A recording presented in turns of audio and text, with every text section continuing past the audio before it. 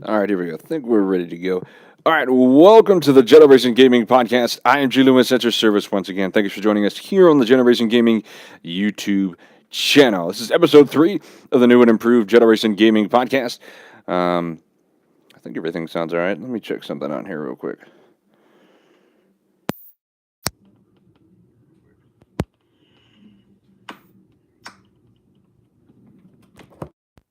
Sorry about that.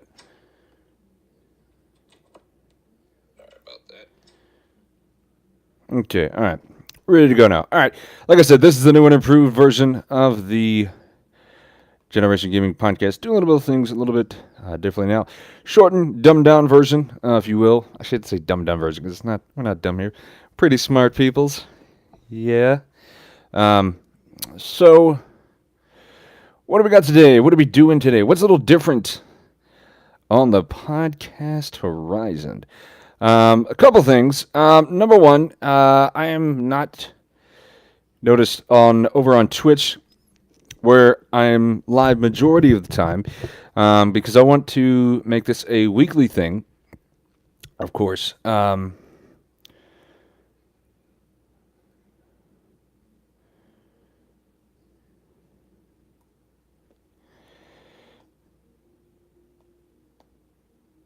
about that. Trying to get this. Technology doesn't want to be very nice to me. The other thing, if you haven't noticed, I'm not like, I'm a small YouTuber, obviously. 27 subscribers, big time, right? No. I'm not a big Twitch guy either. 139. So I'm not going to be going out there for glitz and glam. I've never been that way, and I don't want to just do it because everyone else wants to do it. I'm also working with what I have as well. I'm not saying I couldn't do it if I didn't want to. Having said that, going to get past the BS, if you will, and move on to while we're here, what are we doing? What is today's podcast about? What are we going to talk about? First off, it's a new thing here I'm doing on the podcast called the opening statement. That's right. No stream on Twitch until further notice. And that's what I'm kind of doing here at the moment. For own personal reasons, I am not streaming on Twitch or at all, in that fact, until further notice. I'm hoping it will be until this Friday or Saturday, but that's life, and sometimes things can change. So we'll see if we can get it to work. Then we'll get it to work. But yeah, it's just not. It's a hard time right now, and so I am not going to be streaming. But like I said, hopefully we'll get ready to go this Thursday, or Friday, or Saturday. When I know I'm ready, I'm posting it on Twitter. Which check out, which is connected to the channel actually. But nonetheless, let's move on to why we're here. The podcast it is, a Generation Gaming Podcast. News and headlines, upcoming game releases, reviews, and the Generation Soapbox. That's not going to be like that every week. You're always going to get news and headlines, and you're always going to get a soapbox segment. The upcoming game releases and the upcoming, upcoming game releases and the,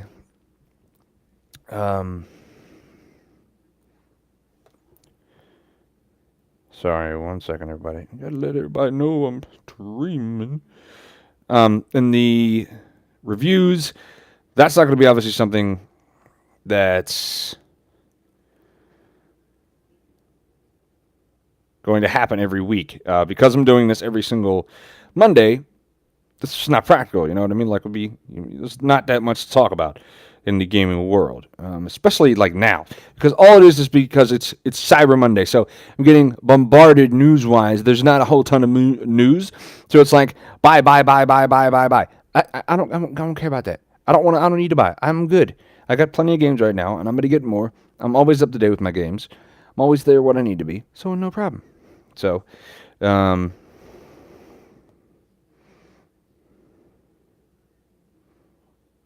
so we're all good with that. Anywho, like I said, where was I? Right. So I mean, that. So, like today, what we're going to do is we're going to have like 2 or 3 items on news and headlines, and I'm going to give you a Generation Soapbox segment. That's going to be it. Shows are not going to be normally very long. It's going to be probably 30 to 40 minutes, give or take. If I have a guest on it like I did last week with Generation Gaming's video producer Ono Sauce, then I will have the show will obviously be a little bit longer because I'll have somebody else that's talking to me. Normally, it's just going to be me, myself, and I. This is not glitz and glam.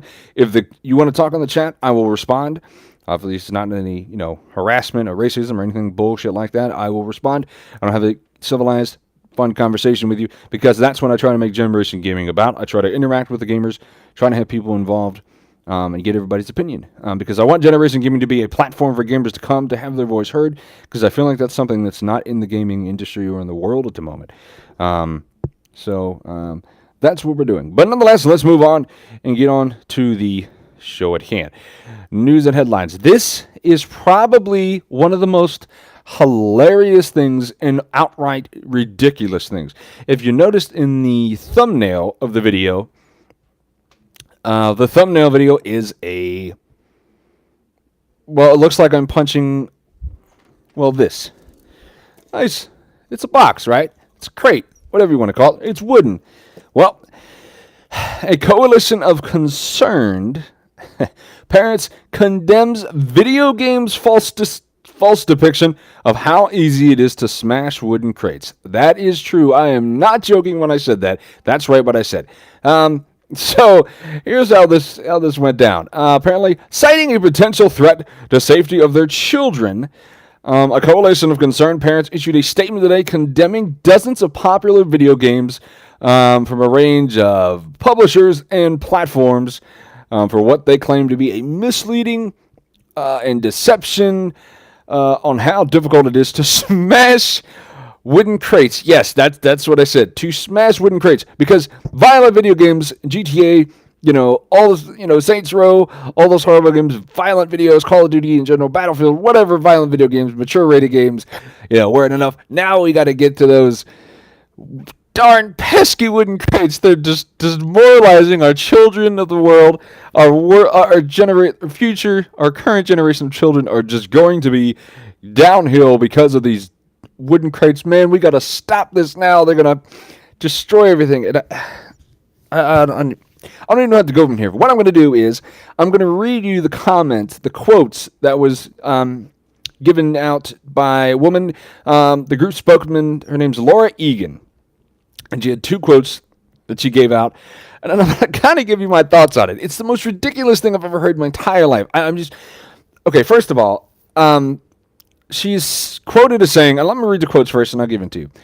Let's see, make sure I have everything here. She's quoted as saying, and I quote, if game developers don't stop and consider their influence on children, we're going to see a generation of kids grow to adulthood with a completely distorted notion of physics.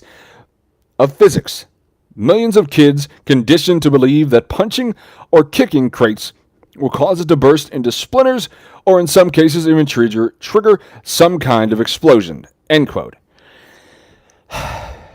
She also kind of went on to say this also, will blame video games for broken knuckles, sprained knees, contused foreheads,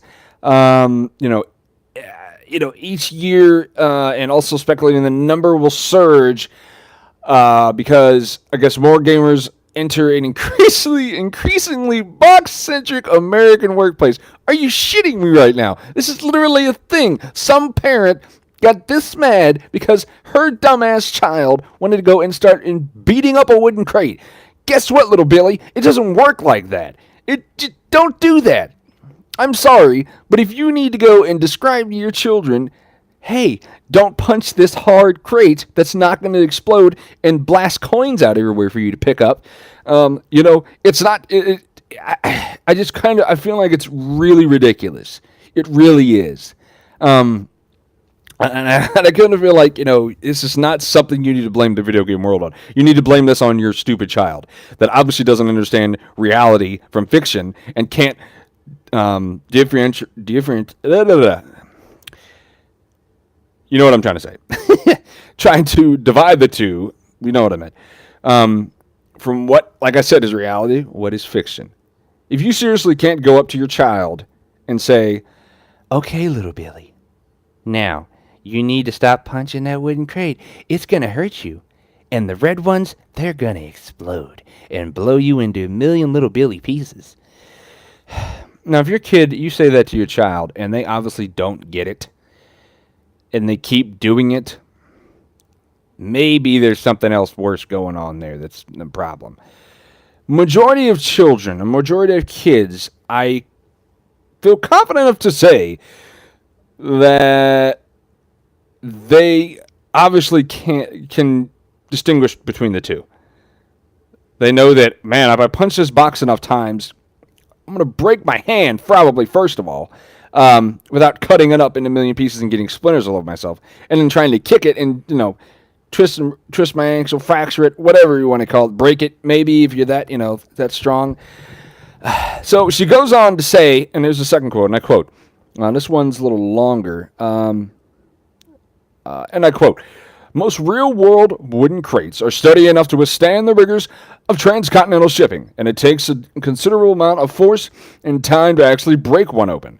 Will our children be prepared to deal with the bruises and splinters that they may arise while smashing crates, especially in a future where they'll be seeking weapons and healthcare items more frequently than any American generation since the 1940s? Question mark. Which leads us to ask, will they expect coins, to liberally float in the air after the work is done? Question mark. We're still waiting for multi-billion-dollar video game industry to answer us, end quote.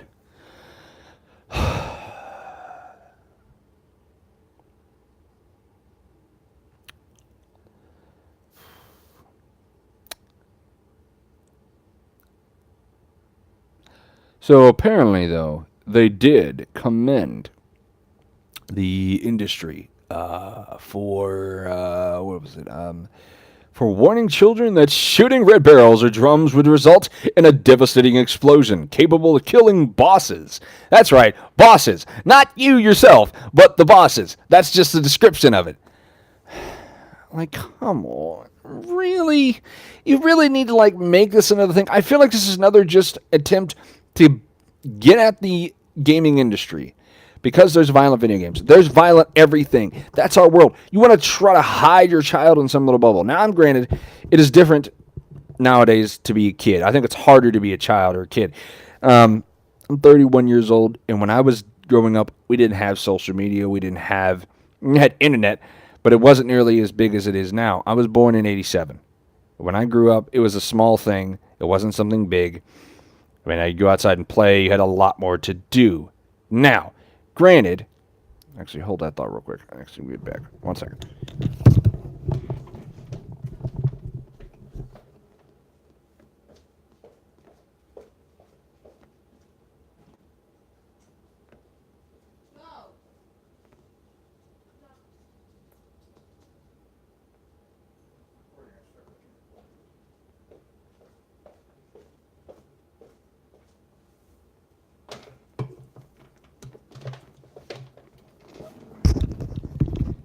All right, got my drink. All right, don't copyright me for that. I'm not sponsored by anybody, please. Like when I was a kid, you didn't have all the social media or all this, internet. Or I feel like it's harder to be, like I said, to be a kid nowadays than it was, years ago, before everything was all this technology was shoved down kids' throats. I still don't think it's right to blame kids or blame the video game industry, not kids, blame the video game industry for something. First of all, the one thing that when you say this, breaking boxes, one of the only games that's synonymous with that is Crash Bandicoot. That's the immediate thing, the first thing I think of when I think of that, and there's nothing else. So it's kind of a little bit ridiculous. It just doesn't make much sense.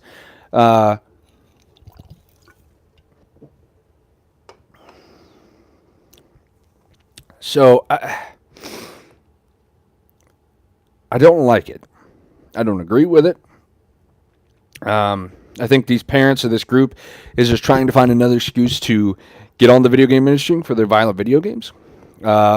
Then again, you're going to have that for everything. You're going to have that for the music industry. You're going to have, with the lyrics, you're going to have that for the movie industry. It's always going to be something. Because there's always going to be somebody that's offended by something, even if it's not intended to be offensive. So anyway, let's move on. Moving on to what I am really excited about, and that is the Red Dead 2. Rockstar has announced Red Dead 2's online release date, and with some details in it. So what I'll do first is I will mention the release dates, and I'll do that in order. So today's the 26th. Coming at midnight is where you're going to be able to play it. So here's what Rockstar said. This is directly from Rockstar's webpage, all the information I'm giving you. To help, let's see, all right. It said, to help ease into the beta. This is a beta, by the way. This is not a full-fledged online mode.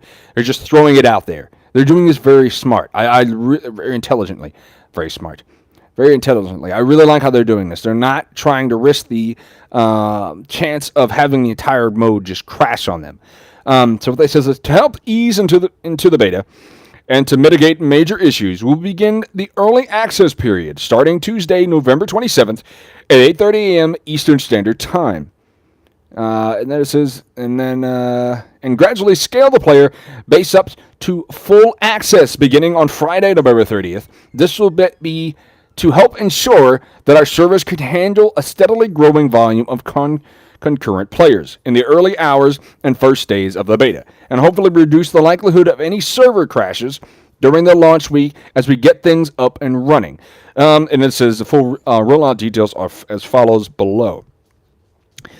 Tuesday, November 27th, all Red Dead 2 Ultimate Edition owners, and it says, please note players who purchase the physical Ultimate Edition must redeem the Ultimate code. So if you have that code, you have to put that in there in order to get to be eligible for the early access. It says Wednesday, November 28th, all players who played Red Dead 2 on October 26th, according to our data. So that means that if you played it on release date, which I did, you have it. And now there's always a chance that their data didn't sync that.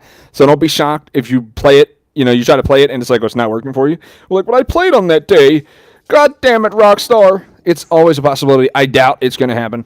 You probably should be okay. Rockstar is usually pretty good about that. Then Thursday, November 29th, all players who played Red Dead 2 between October 26th and October 29th, according to our data. Again, like I said, there's always a chance that the system didn't get your information and data. Now, with Rockstar, that's probably going to be fine. You'll probably be okay, but there's always a chance. I know people freak out anyway. Let's see.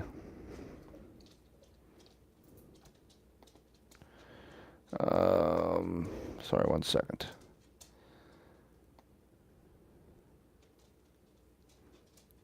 What are we doing here? Come on. Okay. Sorry about that. This is Friday, and then finally Friday, November 30th, all players who own Red Dead 2 will be able to play it. That's everybody. That's the last day of the rollout. The Red Dead beta will be available available to anyone who owns Red Dead 2 on PlayStation and PS4, and Xbox One starting Friday, November 30th. That is very cool. Very excited.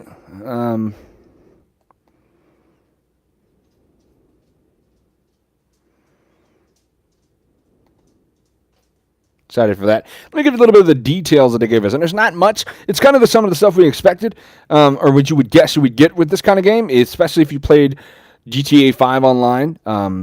So I'm really excited for this because I really enjoyed our Red Dead Online, the first one. Didn't have a ton of stuff, but it had a pretty good amount of stuff, and it was very fun.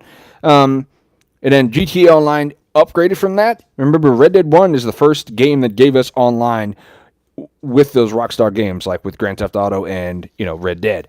So it says you'll be able to create and customize your character, tailor your abilities to suit your playstyle, and then head out into new frontier full of things to experience. Now, the map size is going to be the same you had as in the single player. I don't believe any of it's going to be restricted like it was in single player. You know how you were restricted to some areas, and then you had to back out. Dog messed with stuff. So I believe the entire map will be open to you as you start. Now, when the first part, you're going to have a tutorial. It's like a tutorial mission to introduce you to the online mode, and then after you get past that, you'll be able to open up. There are going to be towns, much flourishing, and I'll get with you here in a second. Explore the world world solo or with friends. Form or join a posse to ride up with up to 7 players. Gather around the fire at your camp, kind of like you did with single player with Arthur or no John. I'm sorry, not John. With Arthur. So that should be pretty cool. Head out and hunting or hunting. Visit bustling towns. That's what it said. Battle enemy gangs and attack their hideouts. Hunt for treasure. Take on missions and interact with familiar characters from across the 5 states, or against other outlaws in both spontaneous skirmishes, and pitch set piece battles. Sounds pretty cool, actually. That sounds a lot different. Compete with other players or whole posses in open world challenges and much more. So I think it's going to be very cool. It'll be really good. I can't wait for this. Hold on one second.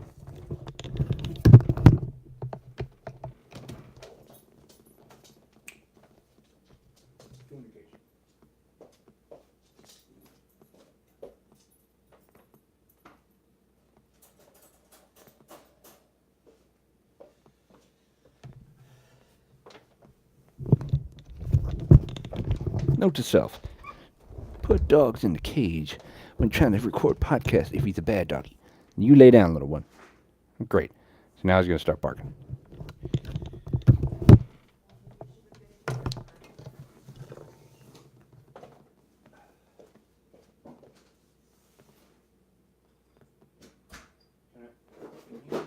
in the room with you or what? Because he's like starting off this pillow and I can't.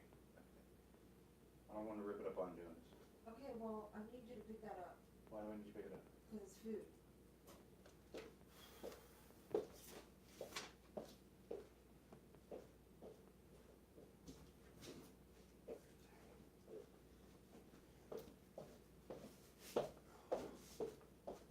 Come on, Max.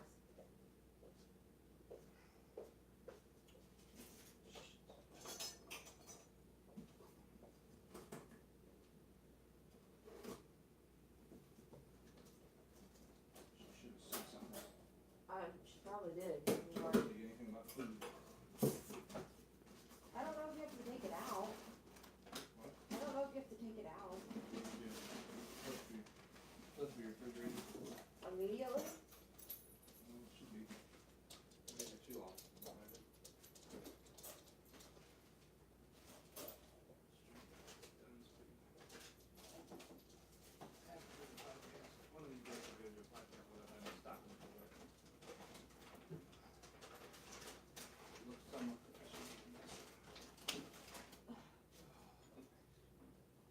Okay, well, you're doing it from your home, so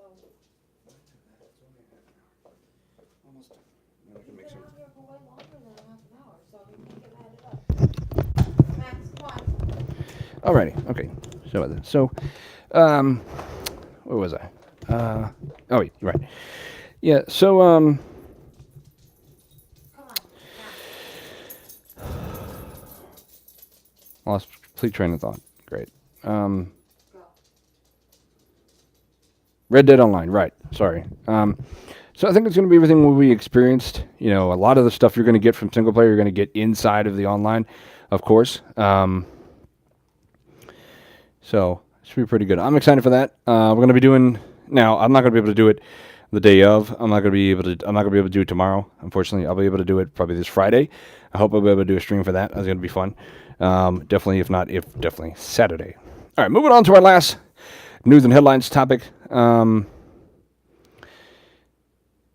Work on Telltale's The Walking Dead resumes with many of the original developers. Be pretty cool. Developers Skybound Games, which picked up the rights to the dissolved developers The Walking Dead series, and they did that back in October. Skybound, they announced that they had struck a deal with Telltale to pick up the rights to the narrative Walking Dead spinoff, following the studio's massive layoffs that ended up in September. And Skybound Games is, you know, a less traditional development studio and more like publishing and licensing subsidiary of Skybound Media, that they founded by Walking Dead creator Robert Kirkman. So it makes sense, Kirkman's company, would come in and save the series, which is really cool. I like that they did that. It's from the original, the creator of Walking Dead, so that's nice. The last part of the game, Alive, ended up be really well done. At least you would assume so.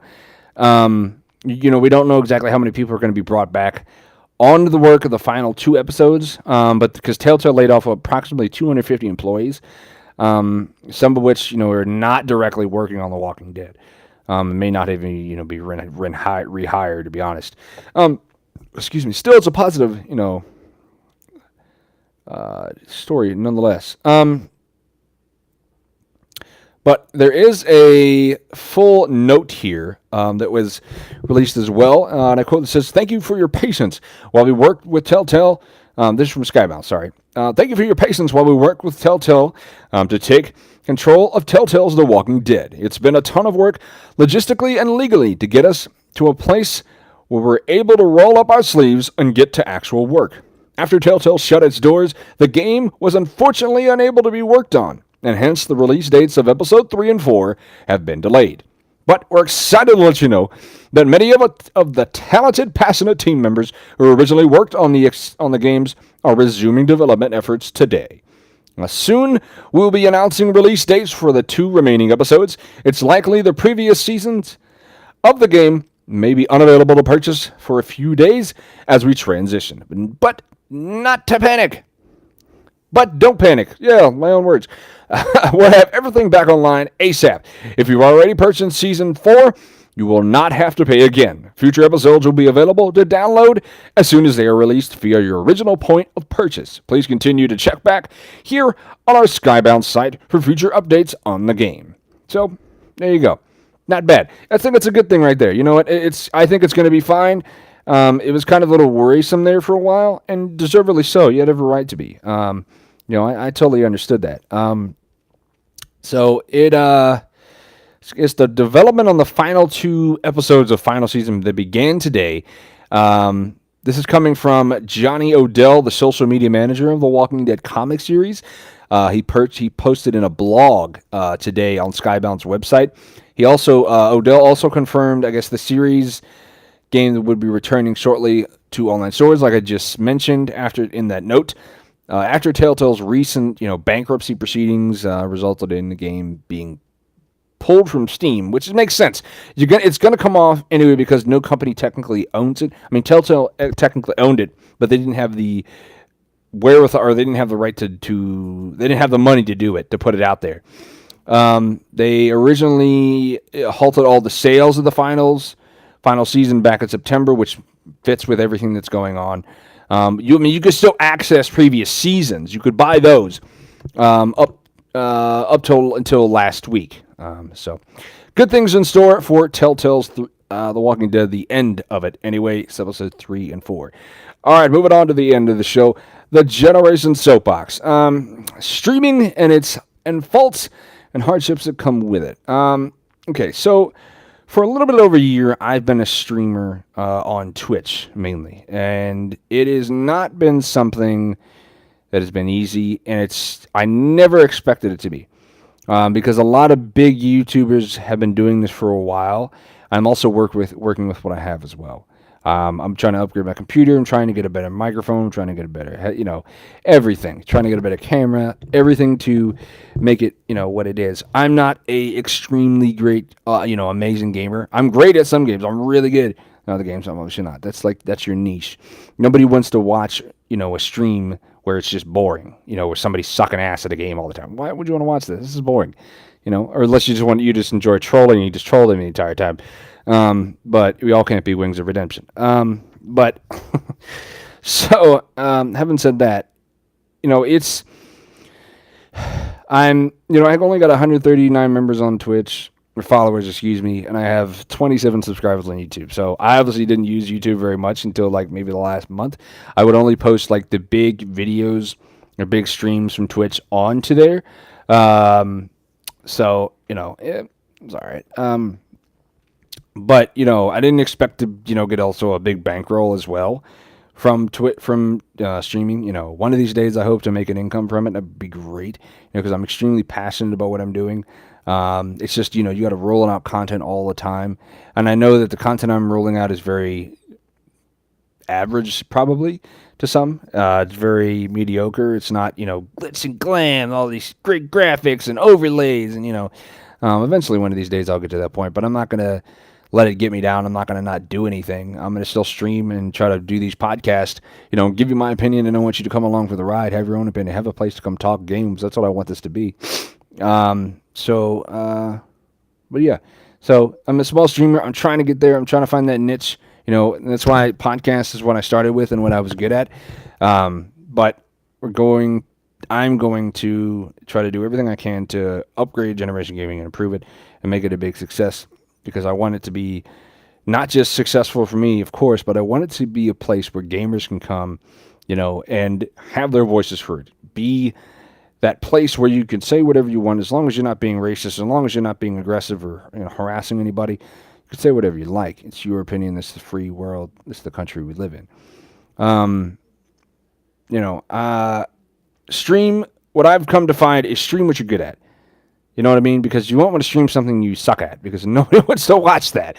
You know what I mean? So I don't know. I mean, there's times I'm a little depressed about it, a little down, but I've gotten better at streaming. So success comes. I feel like to those who wait and work hard.